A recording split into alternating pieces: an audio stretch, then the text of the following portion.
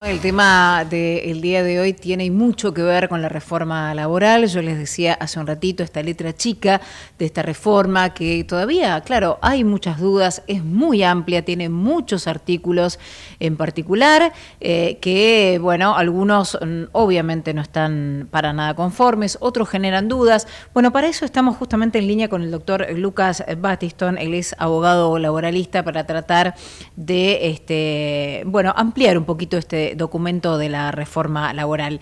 ¿Cómo le va, doctor? ¿Cómo está? Romina Suaznavar lo saluda. ¿Qué tal, Romina? Buenas tardes, ¿cómo están? Muy bien, muchísimas gracias por esta comunicación con Hora 15. Bueno, yo recién hablaba, ¿no?, de esta reforma laboral, donde la pregunta va en la dirección de si realmente, doctor, usted considera que puede llegar de alguna manera con esta nueva reforma laboral, en caso, por supuesto, de que se apruebe, dar nuevos empleos, ¿no? Eso por un lado, si realmente esto es así, si tienen más posibilidad de despedir gente en caso de que sirva o no. Bueno, algunas precisiones si se puede dar con respecto a este tema, doctor. Bueno, a ver, yo soy de los que piensan que las reformas laborales no crean empleo, pero no es una creencia o un voluntarismo, sino que la prueba está en que en la mayoría de los países del mundo que han tenido reformas laborales, no es que eso genera empleo, lo que genera empleo es que haya actividad y que haya venta, ¿no? Claro. Diría que en nuestro país, si querés, es un mayor obstáculo para generar empleo, por ejemplo, que una multinacional no pueda girar divisas libremente a su casa matriz, que la legislación laboral, ¿no? Claro. Entonces, en un primer análisis, digamos, si la pregunta es si esto necesariamente va a generar empleo, mi respuesta es no. Bien. Bien, claro, basado en esto que nos acaba de explicar, porque, a ver, hay mucha gente, ¿no? Y cada vez crece más el empleo informal. Estamos hablando de gente que prácticamente no tiene derechos a nada, ¿no? O sea, está fuera de contrato, están excluidos de todo lo que tiene que ver con seguridad social, bueno, seguro de salud. Cada vez, eso hace años, no es de ahora, ¿no? No es con este gobierno, eso que quiero aclarar, sino hace más de 10 años por lo menos que no se está creando, doctor Battiston, empleo formal, ¿no? Empleo en blanco, de eso estoy hablando. Sí, en Argentina no se crea empleo, por lo menos según las estadísticas oficiales, diría que por lo menos hace 14 años. Claro. Argentina dejó de crear empleo formal, por lo menos de manera constante, en el año 2011-2012. Tenemos un problema estructural de informalidad laboral desde hace muchos años, que no, que efectivamente el método que existió desde el año 91 para acá, hago un poco de historia, año Sí. 91, la ley de empleo que sanciona el gobierno de Carlos Menem estableció un sistema de penalización del empleo no registrado. En ese momento el desempleo era aproximadamente, perdón, el empleo informal era aproximadamente un 35%, entonces se estableció un sistema donde, más o menos, explicado muy rápido, Sí. el empleado tenía la posibilidad de hacer la denuncia de que se encontraba o no registrado o deficientemente registrado, y eso habilitaba al empleado a exigir una serie de indemnizaciones adicionales, Sí. que agravaban el costo indemnizatorio, ¿no? Eso fue la ley 24013 del año 91, en el año 2000 salió otra ley, la 25323, en el medio salieron otras leyes también que penalizaban el empleo no registrado, y lo cierto es que fue un problema que no se solucionó porque hoy el empleo informal está en el rango del 43-45%, Claro. con lo cual el sistema no funcionó, ¿no? Ahora, lo que uno no sabe es si es que el sistema no funcionó y de no haber existido la cosa hubiese sido peor, es decir, quizás tenga una informalidad laboral más elevada, o no, ¿no? Es contrafáctico saber qué hubiese pasado. Claro. Lo cierto es que el empleo informal sigue siendo un problema grande en Argentina. Muy, muy grande. Ahora, doctor Battiston, recién hablábamos, ¿no?, con respecto a las indemnizaciones, donde ahora este proyecto o esta reforma laboral indica que la indemnización tradicional puede reemplazarse o llegar a reemplazarse por un fondo o un sistema de cese laboral. ¿A qué se refiere esta reforma con esto, doctor? A ver si nos puede explicar para que lo entendamos. Bueno, ahí la cuestión es así. Sí. El año pasado, en julio, hubo una reforma laboral de la ley de bases, no sé si le recordarán, y estableció esa ley de bases un sistema de cese laboral que funciona o que pretendía funcionar de manera parecida a lo que es la industria de la construcción. Sí. Método que no le interesó a nadie porque transcurrido 1 año y medio desde que se sancionó la ley, o si querés de manera más precisa, eso hacía falta reglamentarlo y estuvo en condiciones de ser tomado por los empleadores más o menos a partir de octubre del año pasado.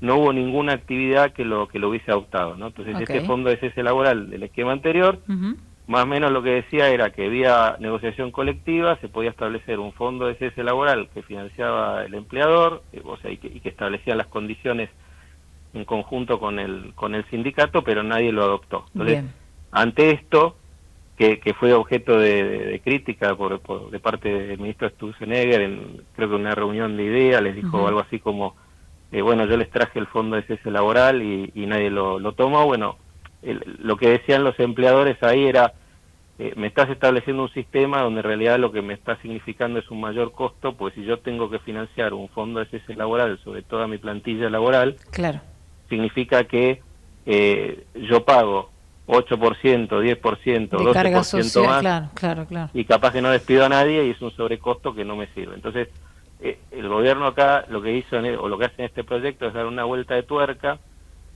y establece un nuevo sistema que es el Fondo de Asistencia Laboral, que lo que hace es más o menos decir, bueno, el empleador que adhiera a esto, no está claro si es voluntario o hay alguna controversia si es voluntario o va a ser obligatorio, pero independientemente de eso, la manera que funcionaría es que se paga el 3% del total de la masa salarial, y para que eso no sea un sobrecosto para el empleador, entonces el Estado le reduce en 3 puntos las contribuciones patronales a lo que es seguridad social, ¿no? Entonces el empleador, en lugar de pagar 16%, paga 13%, y de ese 3% de la masa, sobre la masa salarial que aporta, se va al fondo del empleado.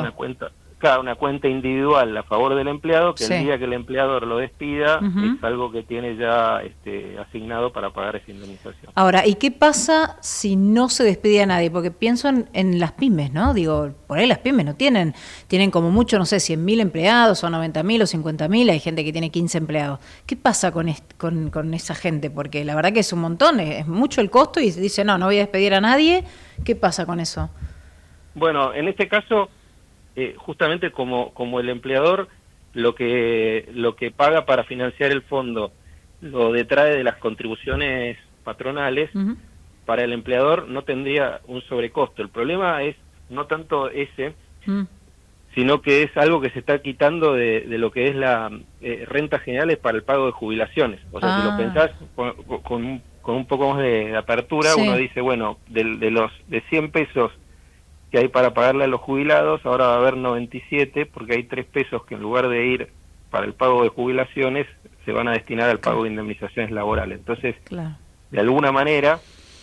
Se resiente el sistema de todas maneras. Sí, resiente el sistema previsional y es como decir, bueno, parte de las indemnizaciones la van a pagar los jubilados, ¿no? Y el otro día sacaban un cálculo que no sé si es correcto, pero decían que eso más o menos son 2.500 millones de dólares al año, esa reducción. Entonces, bueno, habrá que ver, ¿no? Si esto, bueno, todavía ni siquiera se votó en el Senado. Tal cual, pasa el Congreso. Y después el otro punto para mí, referente a esto, controversial. Es que, desde mi punto de vista, esto tendría que haber entrado por diputados, porque al ser una modificación de un tributo, y como la Constitución dice que toda cuestión tributaria tiene que tener por Cámara de Inicio la Cámara de Diputados, ahí hay para mí un tema que es que, como esto lo está tratando primero el Senado, habría una cuestión que se podía plantear o que se podría judicializar, que es que tendría que haber arrancado por diputados y no por el Senado. Pero bueno, es una cuestión quizá muy técnica que no... Claro, no, justo le iba a preguntar, ¿no? Porque digo, en caso de aprobarse, más allá de que se sea